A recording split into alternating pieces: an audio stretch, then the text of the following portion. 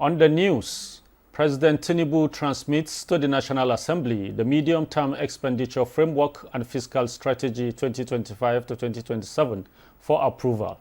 As the 2025 budget of the federal government of Nigeria will be prepared based on the parameters and fiscal assumptions approved during the Federal Executive Council meeting of 10th day of November 2024. Plus, mixed reaction trailed the exit of the Nigerian police force from contributory pension scheme. We support the amendment establishment of the bill to take us out of the contributory pension. Hello and welcome to Parliamentary News. I am Abubakar Galadima. President Tinubu has transmitted to the Senate the medium-term expenditure framework and fiscal strategy paper 2025 to 2027 for consideration and approval. It was among 5 other letters from the President, read by the President of the Senate, Godswill Akpabio, as plenary resumes after 2 weeks of break for oversight. National Assembly correspondent Lami Ali reports that Vice President Kashim Shettima also joined the senators in chamber as they held a valedictory for the late Senator Ifeanyi Ubah. In line with constitutional provisions, the President seeks expeditious passage of the requests. As the 2025 budget of the federal government of Nigeria will be prepared based on the parameters and fiscal assumptions approved during the Federal Executive Council meeting of 10th day of November 2024. Aside the MTEF FSP, the other letters include the federal government's request for the implementation of the $2.2 billion external borrowing plan and an amendment to the National Social Investment Program Agency Act to make it data-driven.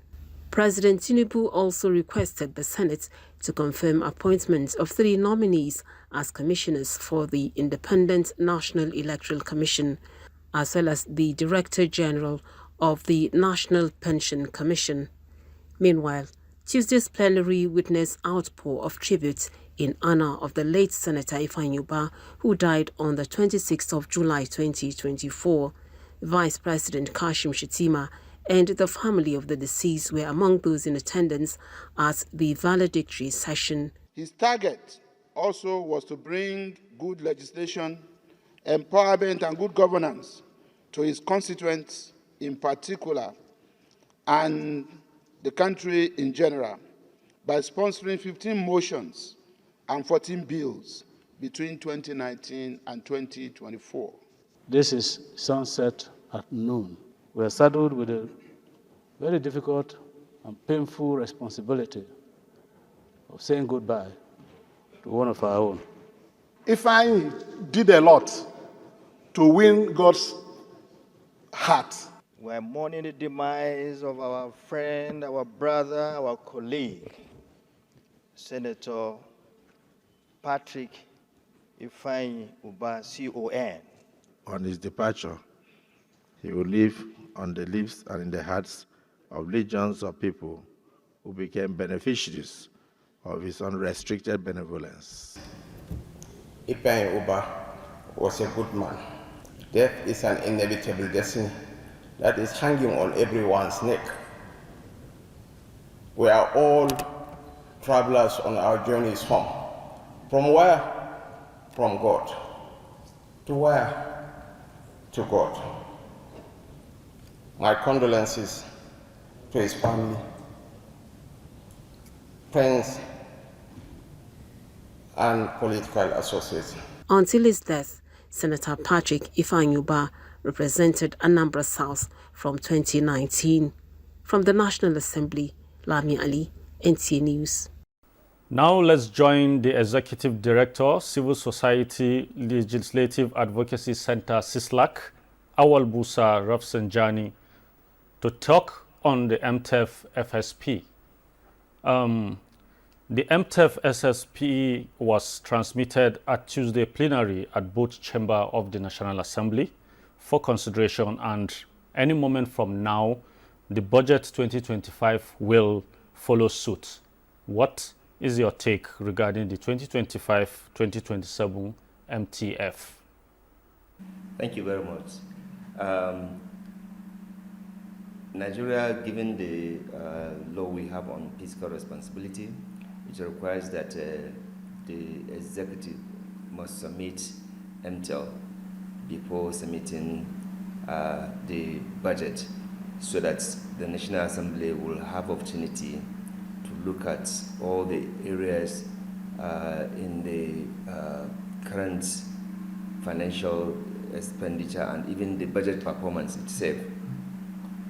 Before now, it is not done like that, but with the legal framework that we have now, the fiscal responsibility, it clearly, spells out how, MTEL should also be, which has, some component that will also be captured. So there are, key, parts or component in the MTEL that it must have, a macroeconomic, expenditure. It must, have that. It must also have the revenue framework, and it must also have a consolidated debt statement setting out and describing the fiscal significance, of course, of the debt liability of the federal government and measures to reduce those debt. So, National Assembly, looking at all these areas, they will now be in a better position to, approve it, and also when the budget is also submitted, they will be able to, have a better disposition to be able to critically review the budget that the executive, will send to the National Assembly. And also we need to also understand that some of the key things that must also be looked into this, especially as 2025 budget proposal is being proposed. We need to look at the gains, or rather the benefit that we have in the oil subsidy removal. Have Nigerians blocked those leakages? Have the money that government said that was going to save, have that money been saved, and has that money been utilized for the benefit of the people? Secondly, we also need to look at the implication of the rising debt, profile and debt servicing that we are incurring. We also need to look at the very, very, threatening, aspect of continuation of the oil theft. The oil theft has continued to be a major, stumbling block to our economic, development in Nigeria. We also need to look at the diaspora, resources that is also coming into the country, and we have to also look at the waste and duplication that we also usually have in our, expenditure. So these are things that, 2025 budget should also look into, so that we also have a more realistic budget that can work for the Nigerian people, not just a budget for consumption and waste and duplication. A budget that will touch the lives of the people and that will improve the economy in the country. A lot of economic revenues, or rather revenues that we are supposed to generate, they are not actually being generated, especially the tax. We are not taxing the rich. The country is not also taxing properties owners. The country is not also, collecting it, revenue from the Oil International Corporation. These are things that I expect the National Assembly to look at while preparing, for the 2025 budget, and also looking at the MTEL now. At the time the MTEF is being received, to further make necessary inputs, $2.2 billion external borrowing was also put forward for approval. What would you say on this? Budget versus borrowing. So one of the problems that we have is that We are not doing realistic budget. We are doing bogus budget. We are doing budget that does not meet the aspiration of Nigerians. We are carrying out gigantic projects that have endless time framework. Part of the reason why Intel is, is important is to also clearly define how some of these, projects will be financed. You cannot have a project that will take like 5 years or 10 years, and then you put the money, and then somehow, no continuation of such, implementation of that project in the subsequent 3 or 4 years. This is part of what MTEL is supposed to be correcting. But with this, constant borrowing that we are doing, which is largely for consumption and not for really even meeting with the fiscal responsibility provision, I think it's a very dangerous thing, and that is why we are not able to deal with, problems of economic backsliding, inflation, and challenges that we have generally of financing for development in Nigeria. Thank you very much, Rafsanjani, for coming on Parliamentary News this evening. Moving on, the House of Representatives has received an executive bill seeking to repeal and reenact the National Social Investment Program Agency Establishment Act. National Assembly correspondent Mitari Ikben tells us more on resolutions at Tuesday's plenary.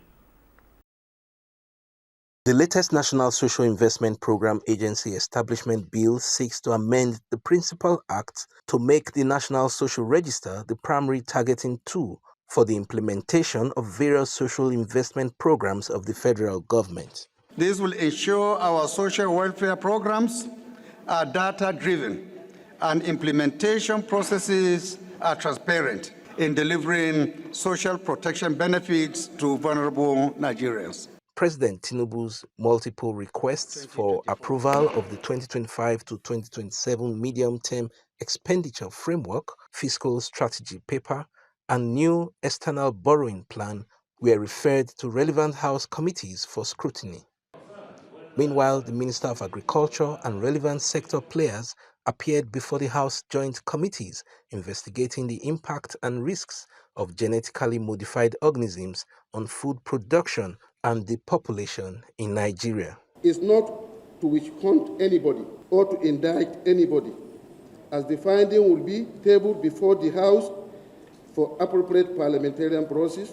Let me state unequivocally that the government of Nigeria can never, and I repeat, can never do anything that will be injurious to the population. We are from the Center for Food Safety and Agricultural Research. The mandate of our center is to investigate these things, to research those things. Lawmakers resolved to set up a technical committee that will harmonize all submissions with a view to determine what is best for food security in Nigeria.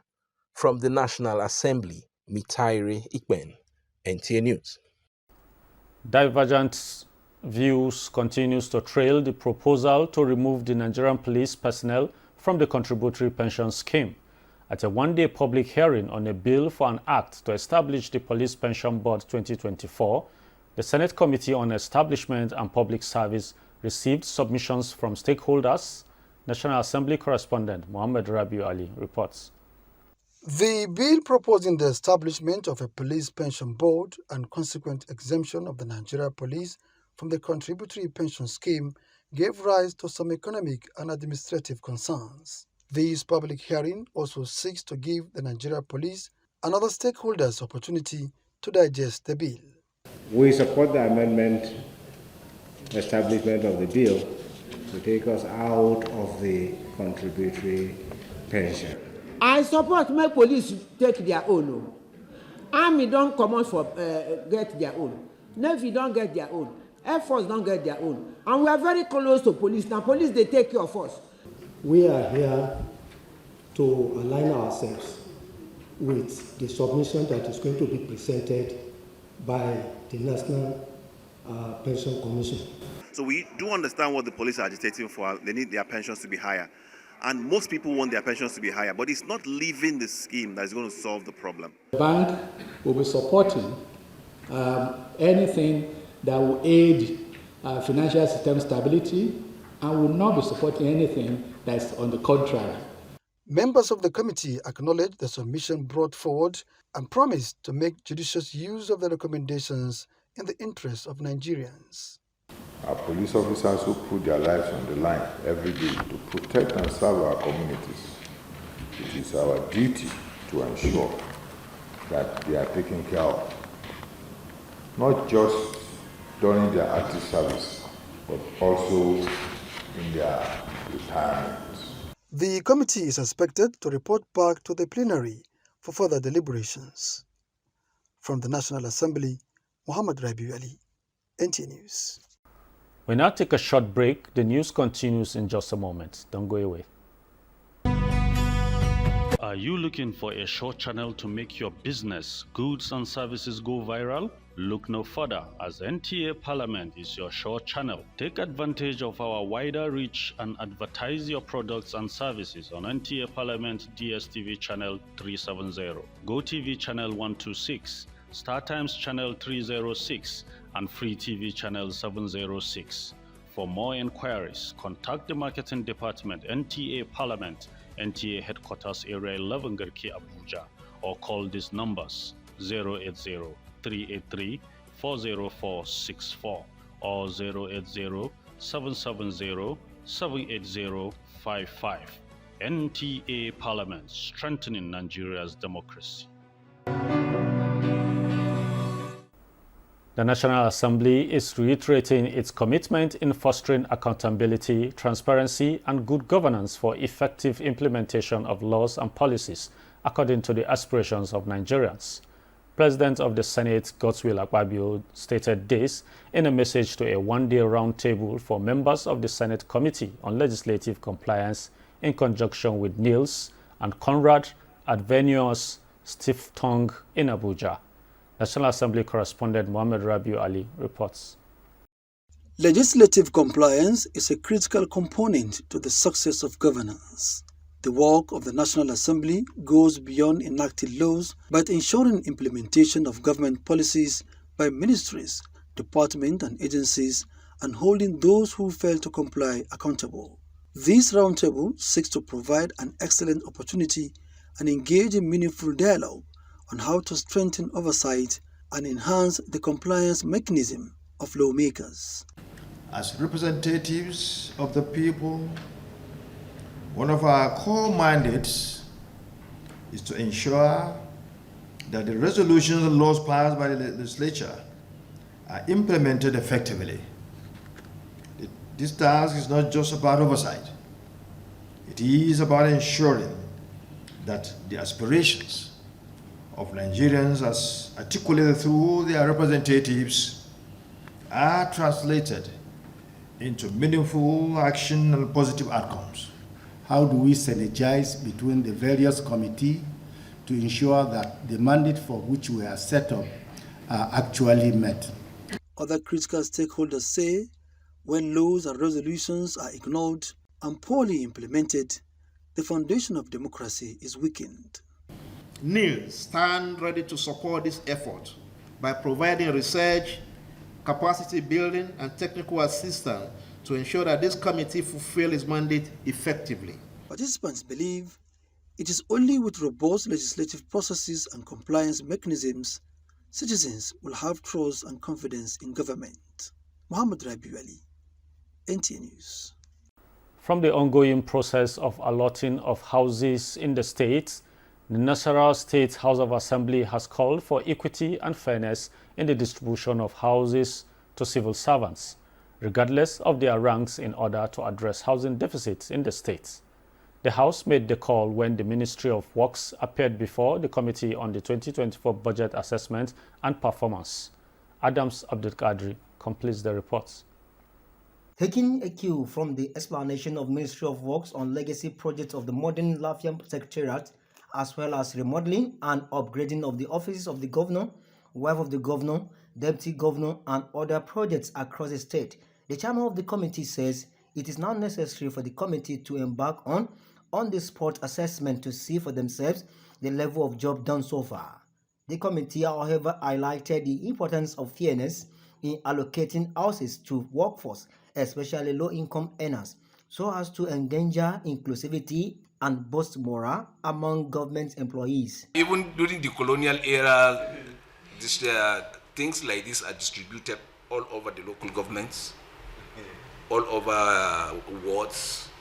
I'm saying this because I know a lot of local governments, some local governments are sidelined when it comes to such projects. I would appeal that the ministry could do something to let the governor know that all the local governments will expect, because we have civil servants in all the local governments, so that if such projects are spread over, will really rekindle the hope of the government. On the spot assessment that committee is planning to embark upon, they urge the ministry to make available all the contractors handling the ongoing projects for questioning and clarification as regards housing project in the state. In Lafia, Adams Abdul Kadri, NTA News. A bill for an act to prohibit issuance of mining permit in Kogi State, standing before the House of Assembly, has generated interest at the House public hearing. Correspondent Jacob Sani reports that 3 other bills were considered at the hearing. The executive bills presented on behalf of Governor Ahmed Usman Ododo include a bill for a law to prohibit the issuance of mining permit in the state, a bill to provide for the Confluence University of Science and Technology Teaching Hospital, Okene, a bill for a law to provide for the establishment of Dr. Umar Sanda Ahmadu College of Health Technology, Lokoja, and a bill for a law to provide for the establishment of Kogi State Geographic Information Service Law 2024. The bills are expected to enhance health education-related courses within the reach of the people of the state and to attract gains from the mineral deposit in Kogi State. We are saying that for you to enter any agreement, you must have the consent of the state. And that is what we will do. Anybody that is not in agreement should go to court. We are coming to that. Sorry, on this issue, we will go ahead. It's mining. Yes. We are coming up because we feel our community is where these deposits are. Yes. And anybody that got their license from Abuja, you understand, cannot expressly enter the community and start exploration. And if that is the case, if there should be an agreement between the licensed company and the community, we say we should know. We can legislate on this visa, but if we are legislating on this, why not we legislate properly? Remove anything like mining. We can legislate on issuance of business permit, and mining can still be inclusive. Agriculture can still be inclusive. I know the plight that the state government is looking into, and that is the plight we need to go into. That is the security of the state. The stakeholders at the public hearing are traditional rulers, members of academia, and civil society organizations. The public hearing on the 4 bills will continue on another legislative day. Jacob Sani, NTA News. The Delta State Governor Sharif Oborivuere has presented the state 2025 budget of 936.7 billion naira to the State's Assembly. The budget, christened Budget of Fiscal Consolidation, is to focus on continued provision of physical infrastructures.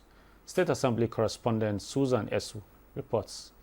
The 2025 appropriation bill, which is 211 billion naira more than that of 2024, is born out of a tamed global economic growth, which stood at 3.2% in 2023 and projected to stand at the same pace in 2024 and 2025. Out of the 936 billion, 78,818,719 naira projected for 2025 fiscal year, 348 billion, 717,758,635 naira is earmarked for recurrent expenditure, while 587 billion, 361,060,084 naira is for capital expenditure respectively.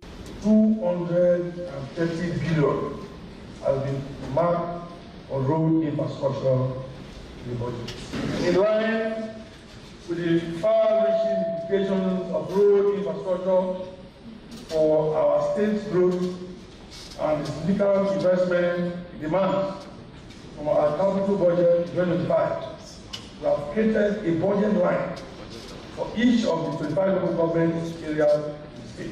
The Speaker, Imomotimu Guo, assured that the appropriation bill will be thoroughly scrutinized without compromising standards or disregard to due process. He enjoined different ministries, departments, and agencies to cooperate with relevant committees of the House to enable them work on the budget within stipulated time frame. We are hopeful that the proposed year 2025 budget will make provision for job creation for youth and women empowerment. As we present the year 2025 budget today, be rest assured that the House will expedite action on the consideration of the budget. The 2025 appropriation bill has passed through first reading and will be read the second time during plenary on Tuesday, November 19, 2024. From the State House of Assembly, Susan Esu, NTA News. That concludes the parliamentary news at this time. You can follow us on our social media handles scrolling on your screen. I am Abubakar Galadima. Do have a wonderful evening.